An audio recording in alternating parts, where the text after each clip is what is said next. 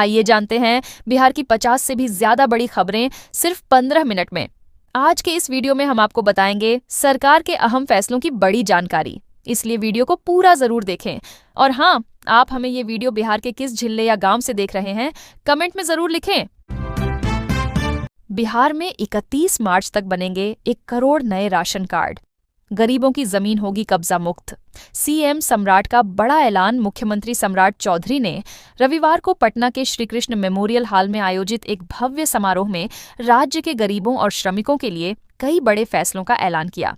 उन्होंने कहा कि यह सरकार किसी व्यक्ति या गठबंधन की नहीं, बल्कि जनता की है और हर मंत्री विधायक जनसेवक है।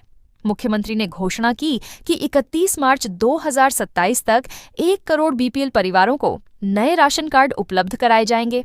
साथ ही 25 लाख गरीब परिवारों के घरों की छत पर सोलर प्लांट लगाकर उन्हें निर्बाध बिजली दी जाएगी। उन्होंने बताया कि राज्य के 1.90 करोड़ बिजली उपभोक्ताओं में से 1.70 करोड़ को 125 यूनिट तक मुफ्त बिजली दी जा रही है। जो परिवार हर माह 125 यूनिट या उससे कम बिजली की खपत करेंगे, उन्हें सरकार की ओर से बधाई पत्र भेजा जाएगा। समारोह में पर्यटन मंत्री केदार प्रसाद गुप्ता, भाजपा प्रदेश अध्यक्ष संजय सरावगी, सांसद संजय जायसवाल और कई विधायक मौजूद थे। मुख्यमंत्री ने पलवैया धाम में बाबा गणिनाथ मंदिर के विकास का भी वादा किया और कहा कि अगले 5 वर्षों में मरीन ड्राइव से पलवैया धाम तक बेहतर सड़क संपर्क उपलब्ध कराया जाएगा। बांकीपुर उपचुनाव जीते प्रशांत किशोर। 31 साल बाद बीजेपी के गढ़ में लिखा इतिहास। बांकीपुर विधानसभा उपचुनाव में जनसुराज के संस्थापक प्रशांत किशोर ने शानदार जीत दर्ज कर इतिहास रच दिया। उन्हें कुल 63,912 वोट मिले, जबकि बीजेपी उम्मीदवार को 44,667 और आरजेडी की रेखा गुप्ता को 14,231 वोट प्राप्त हुए। पीके ने 19,225 वोटों के अंतर से जीत हासिल की। बांकीपुर लंबे समय से बीजेपी का गढ़ माना जाता रहा है। ऐसे में पीके की जीत को जनसुराज के लिए बड़ी राजनीतिक उपलब्धि माना जा रहा है। इस नतीजे ने पुराने राजनीतिक समीकरणों को बदल दिया है और बिहार की राजनीति में तीसरे विकल्प की चर्चा तेज कर दी है। मतगणना के दौरान पीके की बढ़त लगातार बनी रही। शुरुआती राउंड से ही उनका दबदबा रहा और अंतिम नतीजे तक कायम रहा। बीजेपी दूसरे स्थान पर रही, जबकि आरजेडी तीसरे स्थान पर सिमट गई। पप्पू यादव पर चाकू से हमले की कोशिश। सांसद बोले, मेरे परिवार को जान से मारने की साजिश। पूर्णिया से निर्दलीय सांसद राजेश रंजन उर्फ पप्पू यादव के दिल्ली स्थित आवास पर रविवार को प्रेस कॉन्फ्रेंस के दौरान हंगामा हो गया। इस दौरान एक युवक ने कथित तौर पर उन पर चाकू से हमला करने की कोशिश की। मौके पर मौजूद समर्थकों ने उसे पकड़कर पुलिस के हवाले कर दिया। पप्पू यादव ने आरोप लगाया कि यह उन्हें और उनके परिवार को जान से मारने की सोची समझी साजिश थी। उन्होंने कहा कि हंगामे के दौरान कुछ लोग उन्हें जिंदा जलाने और मार डालने की बात कर रहे थे। उन्होंने बताया कि हाल ही में उन्होंने राम मंदिर चंदा चोरी मुद्दे पर नुक्कड़ नाटक किया था, जिसके बाद भाजपा और हिंदू संगठनों ने उनके खिलाफ विरोध प्रदर्शन किया और कई जगहों पर एफआईआर दर्ज कराई गई। सांसद ने कहा कि उन्हें पहले भी उनकी वेबसाइट पर जान से मारने की धमकी मिली थी। उन्होंने दिल्ली पुलिस से सुरक्षा की मांग की और कहा कि वह किसी अपराध में शामिल नहीं है। घटना के बाद उनके समर्थकों में आक्रोश है और मामले की जांच जारी है। कोचिंग की नो टेंशन। पीएम ई विद्या ऐप से हर बच्चे तक पहुंचेगी क्वालिटी एजुकेशन। शिक्षा का स्वरूप तेजी से डिजिटल हो रहा है और इसी कड़ी में केंद्र सरकार की पीएम ई विद्या पहल विद्यार्थियों के लिए नई उम्मीद बनकर सामने आई है।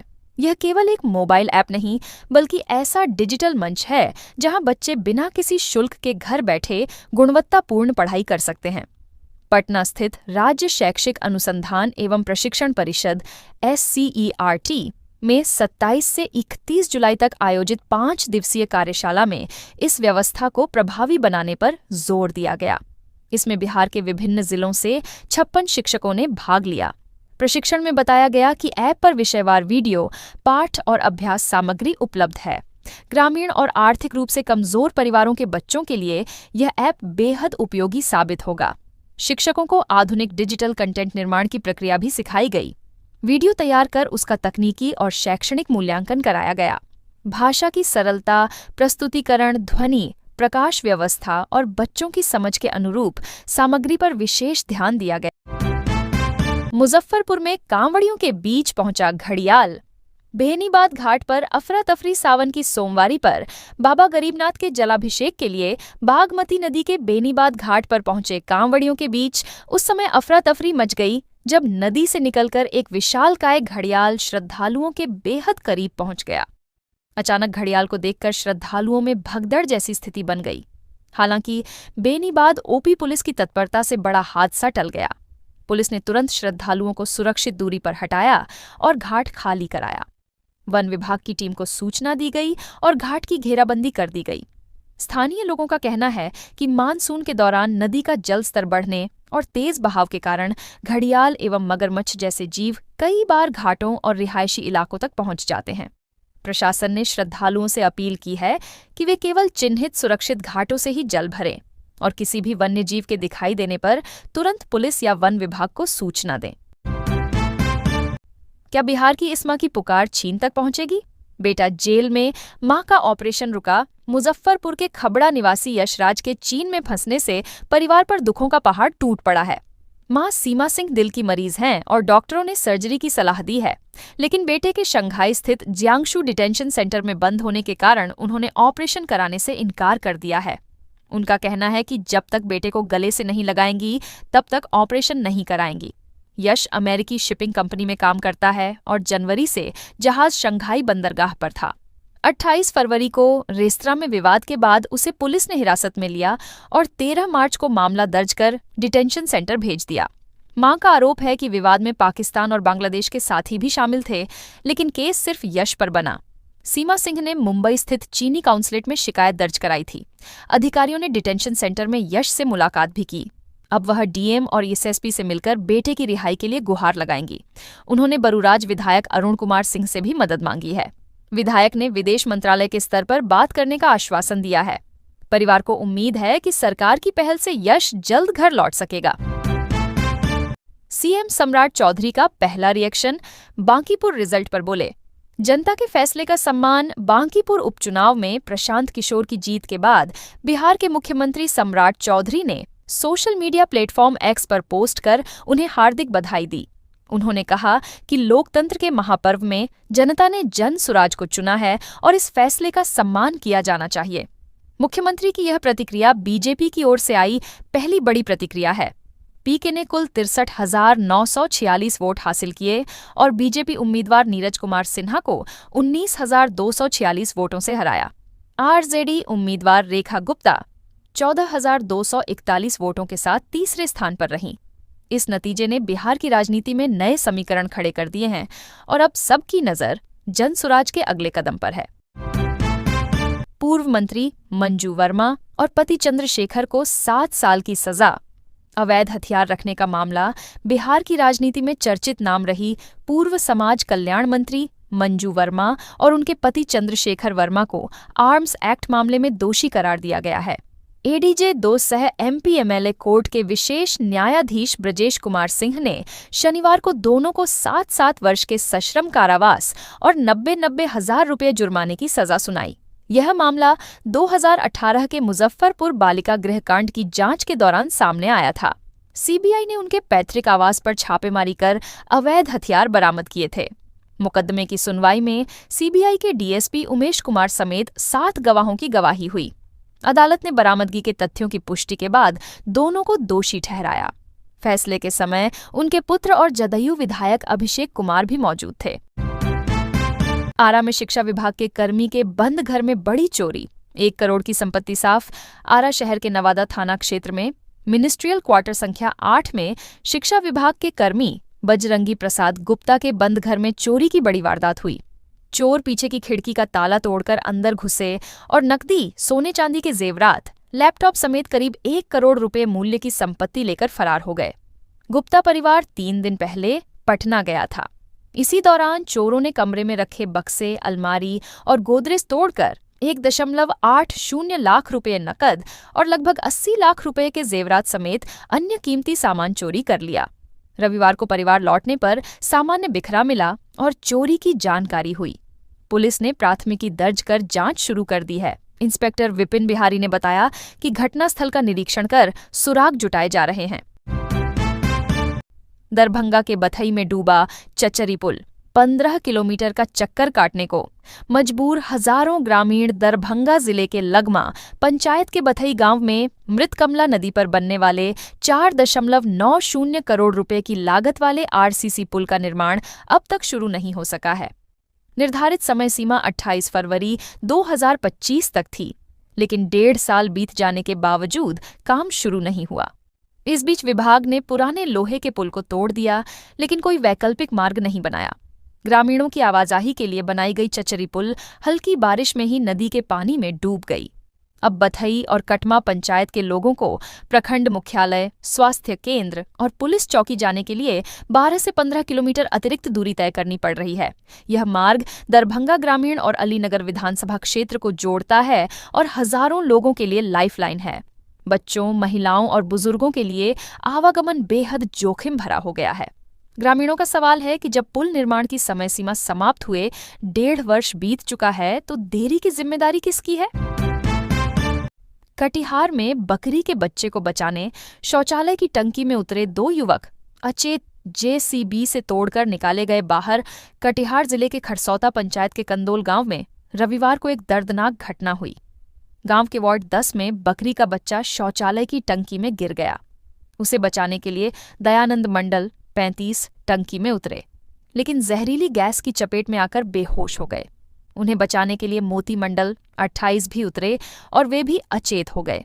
तीसरे युवक वीरेन मंडल ने स्थिति की गंभीरता भांपते हुए किसी तरह बाहर निकलकर ग्रामीणों को सूचना दी। इसके बाद अफरा तफरी मच गई। ग्रामीणों ने जेसीबी मंगाकर टंकी तोड़ी और दोनों को बाहर निकाला। उन्हें आजमनगर सामुदायिक स्वास्थ्य केंद्र ले जाया गया, जहां डॉक्टरों ने बताया कि दम घुटने और जहरीली गैस के कारण हालत गंभीर है। बाद में उन्हें सदर अस्पताल रेफर कर दिया गया। एक बेजुबान जानवर को बचाने की कोशिश में 3 लोगों की जान जोखिम में पड़ने की घटना पूरे इलाके में चर्चा का विषय बनी हुई है। मधुबनी में पत्नी के अलग रहने की बात से नाराज युवक 50 फीट ऊंचे टावर पर चढ़ा। 1.5 घंटे चला ड्रामा मधुबनी जिले के झंझारपुर आरएस थाना क्षेत्र के दीप गांव में रविवार सुबह पारिवारिक विवाद ने बड़ा रूप ले लिया।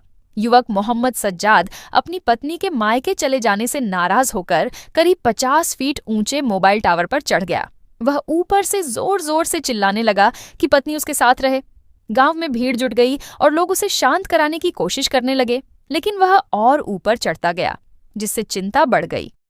करीब 1.5 घंटे की मशक्कत के बाद मुखिया प्रतिनिधि मोहम्मद कलाम राइन, सरपंच महफूज आलम और रघुनाथ चौधरी के समझाने पर वह सुरक्षित नीचे उतर आया।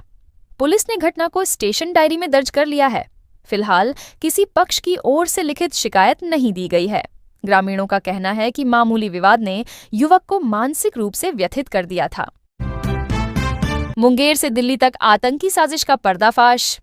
पाकिस्तानी गैंगस्टर से जुड़े सद्दाम के तार मुंगेर पुलिस ने तारापुर थाना क्षेत्र से गिरफ्तार मुसद्दाम को रिमांड पर लेकर पूछताछ की। पूछताछ में इंटरनेट मीडिया के जरिए पाकिस्तानी गैंगस्टर राणा हुसैन से संपर्क और दिल्ली के भीड़भाड़ वाले इलाके को निशाना बनाने की कथित योजना से जुड़े इनपुट मिले हैं। सद्दाम के पास से देसी पिस्टल और मोबाइल फोन बरामद हुआ था। पुलिस का कहना है कि वह 2 वर्षों से इंस्टाग्राम और व्हाट्सएप के जरिए राणा हुसैन के संपर्क में था। राणा का नाम पहले भी बिहार एटीएस के मामलों में सामने आ चुका है। जांच एजेंसियों ने कटिहार से सद्दाम के करीबी मुंडान अहद को भी गिरफ्तार किया है। दावा है कि दोनों दिल्ली में आतंकी वारदात की योजना बना रहे थे। सद्दाम 9वीं तक पढ़ा है और पिछले 5 वर्षों से मुंबई में रह रहा था।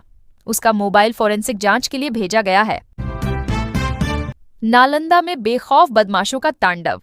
बीज कारोबारी को बंधक बनाकर 1 करोड़ की डकैती। दीपनगर थाना क्षेत्र के देवीसराय मोहल्ले में रविवार देर रात अपराधियों ने कानून व्यवस्था को खुली चुनौती दी।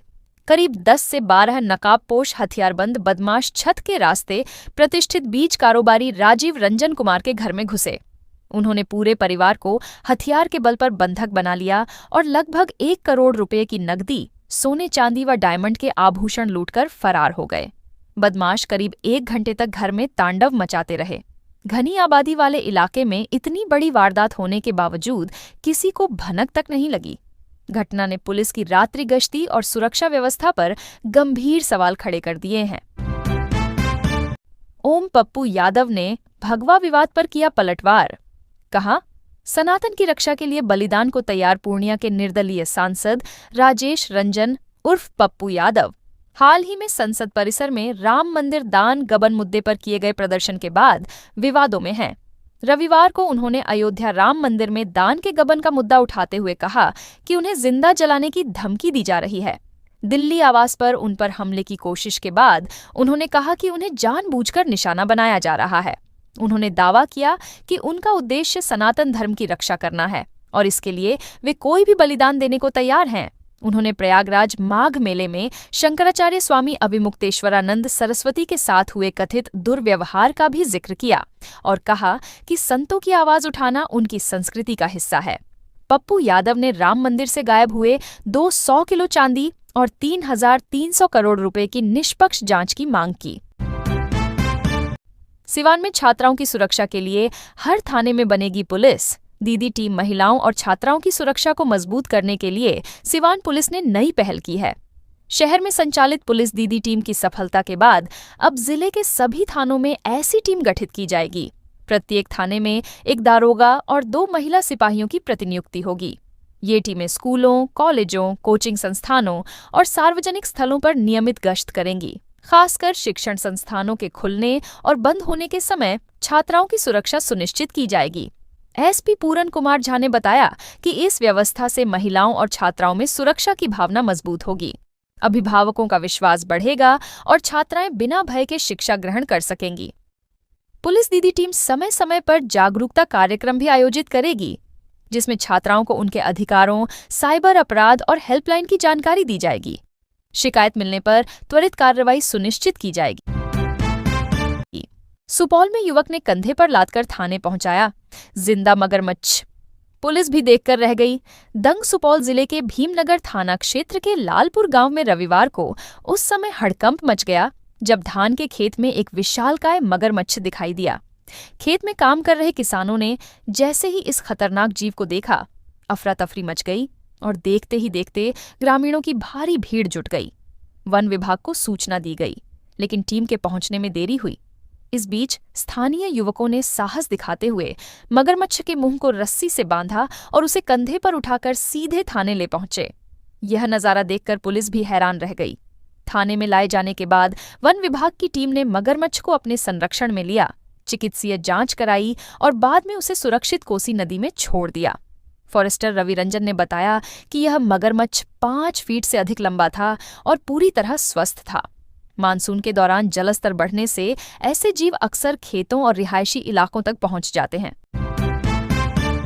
सिहरसा में किसानों के लिए खुशखबरी, अब ड्रोन से होगा कीटनाशक का छिड़काव। मिलेगी 50% सब्सिडी। कृषि विभाग ने आधुनिक तकनीक को बढ़ावा देने और किसानों की आय बढ़ाने के लिए नई योजना शुरू की है। अब किसानों को फसलों पर कीटनाशक और तरल उर्वरक के छिड़काव के लिए ड्रोन सेवा उपलब्ध कराई जाएगी। पौधा संरक्षण संभाग की इस योजना के तहत किसानों को 50% अनुदानित दर पर ड्रोन सेवा मिलेगी। एक किसान को खरीफ, रब्बी और गर्मा मौसम में अधिकतम 15 एकड़ तक फसल पर ड्रोन से छिड़काव की सुविधा दी जाएगी। इसके अलावा रसायनों और तरल उर्वरक की खरीद पर भी 50% या अधिकतम 200 रुपये प्रति एकड़ तक सब्सिडी दी जाएगी। आवेदन के लिए किसान को डीबीटी पोर्टल पर रजिस्ट्रेशन आईडी, आधार कार्ड और रैयत/गैर रैयत संबंधी स्वघोषणा पत्र देना होगा। कृषि अधिकारियों ने किसानों से अधिक संख्या में आवेदन करने की अपील की है ताकि खेती की लागत कम हो और उत्पादन में वृद्धि हो सके। योजना से संबंधित जानकारी के लिए किसान अपने नजदीकी पंचायत कृषि कार्यालय या पौधा संरक्षण केंद्र से संपर्क कर सकते हैं। सीतामढ़ी के सोनबरसा बाजार में परचून दुकान और गोदाम में भीषण आग, 60 लाख का नुकसान। सीतामढ़ी जिले के सीमावर्ती सोनबरसा बाजार में रविवार देर रात परचून की दुकान और गोदाम में भीषण आग लग गई। अररिया निवासी जितेंद्र साह यहां किराए पर दुकान और गोदाम चलाते थे। रात करीब 2:30 बजे अचानक गोदाम में आग लगी और देखते ही देखते उसने विकराल रूप धारण कर लिया। बड़ी मात्रा में परचून का सामान जलकर राख हो गया। प्रारंभिक अनुमान के अनुसार करीब 60 लाख रुपए की संपत्ति नष्ट हो गई। स्थानीय लोगों ने आग बुझाने की कोशिश की, लेकिन तीव्रता के कारण सफल नहीं हो सके। सूचना मिलने पर सोनबरसा थाना से फायर ब्रिगेड की टीम पहुंची और ग्रामीणों के सहयोग से कई घंटे की मशक्कत के बाद सोमवार सुबह आग पर काबू पाया गया। फिलहाल आग लगने के कारणों का पता नहीं चल सका है। प्रशासन जांच कर रहा है और नुकसान का आकलन किया जा रहा है। वैशाली में पुल पर बर्थडे का जश्न पड़ा भारी, पटाखेबाजी के दौरान भटका ध्यान, कार से टकराई बाइक। 3 दोस्त घायल। वैशाली जिले के कच्ची दरगाह बिधुपुर 6 लेन पुल पर शनिवार देर रात एक बड़ा हादसा हुआ। पाया संख्या 60 के पास बाइक और मारुति कार की आमने सामने टक्कर में 3 युवक घायल हो गए। घायलों में गोलू कुमार 25, पुत्र राजकुमार सिंह की पहचान हुई है, जबकि अन्य 2 उसके दोस्त बताए जा रहे हैं। प्रत्यक्षदर्शियों ने बताया कि हादसे से कुछ देर पहले पुल पर करीब 10 युवक जन्मदिन मना रहे थे और पटाखे फोड़ रहे थे। इसी दौरान बाइक चालक का ध्यान पटाखों की ओर भटक गया और नियंत्रण खोने के बाद सामने से आ रही कार से टकरा गया। स्थानीय लोगों का कहना है कि कार चालक अपनी लेन में था और उसकी कोई गलती नहीं थी। हादसे के बाद पुल पर अफरा तफरी मच गई और वाहनों की लंबी कतार लग गई। लोगों ने प्रशासन से मांग की है कि पुल पर सख्त बैरिकेडिंग और 24 घंटे पुलिस निगरानी की जाए ताकि ऐसी घटनाओं पर रोक लग सके। बेतिया में 9 साल बाद मिला बिछड़ा परिवार। स्क्रीन पर पत्नी को देखते ही छलक पड़े। पति के आंसू। बेतिया जिले में सखी वन स्टॉप सेंटर की पहल से 9 वर्षों से बिछड़ा परिवार फिर से एक हो गया। वर्ष 2017 से लापता महिला सुषमा का पता कर्नाटक के उडुपी स्थित वन स्टॉप सेंटर में चला। दोनों राज्यों के प्रशासनिक समन्वय और लंबी प्रक्रिया के बाद शुक्रवार को उन्हें उनके पति मनोज गिरी के सुपुर्द कर दिया गया। पुनर्मिलन के दौरान पति पत्नी की आंखें नम हो गईं और परिवार ने प्रशासन के प्रति आभार जताया। अधिकारियों ने बताया कि महिला केवल अपने पति और गांव का नाम बता पा रही थी। जांच में उनकी पहचान सिकटा प्रखंड के गोपालपुर थाना क्षेत्र के विशंभरा गांव निवासी सुषमा के रूप में हुई। मनोज गिरी ने बताया कि 2017 में पत्नी घर से चली गई थी और काफी खोजबीन के बाद भी उनका कोई पता नहीं चला। परिवार ने उनके जीवित होने की उम्मीद छोड़ दी थी। अब पत्नी के जीवित होने की सूचना मिलना उनके लिए किसी चमत्कार से कम नहीं है। पटना में नाइजीरियाई महिला तस्कर गिरफ्तार। ट्रेन के जरिए दिल्ली भेजा जा रहा था ड्रग्स का बड़ा जखीरा पटना के पाटलिपुत्र जंक्शन पर शनिवार को खुफिया निदेशालय DII ने नॉर्थ ईस्ट एक्सप्रेस से एक नाइजीरियाई महिला तस्कर को गिरफ्तार किया। वही असम से महंगे सिंथेटिक ड्रग्स लेकर दिल्ली जा रही थी। एजेंसियों ने बताया कि अंतर्राष्ट्रीय सिंडिकेट अब सड़क मार्ग की बजाय लंबी दूरी की ट्रेनों का इस्तेमाल कर रहा है। तस्कर बैग के निचले हिस्से डबल लेयर ट्रॉली या खिलौनों में कार्बन पेपर और टेप से ड्रग्स छिपाते हैं ताकि एक्स-रे स्कैनर से बच सके। सूत्रों के अनुसार खेप को पटना, मुगलसराय और बरौनी जैसे जंक्शनों से होते हुए सीधे आनंद विहार टर्मिनल या अन्य महानगरों तक पहुंचाया जाता है। वहां से स्थानीय पैडलर्स के जरिए सप्लाई की जाती है। कुछ माह पहले ही DRI ने भारत नेपाल सीमा से जुड़े एक गिरोह का भंडाफोड़ किया था और 15 करोड़ रुपए मूल्य की 1.59 किलोग्राम कोकीन जब्त की थी। अब एजेंसियां पूर्वोत्तर और पश्चिम बंगाल से आने वाली ट्रेनों पर विशेष नजर रख रही हैं।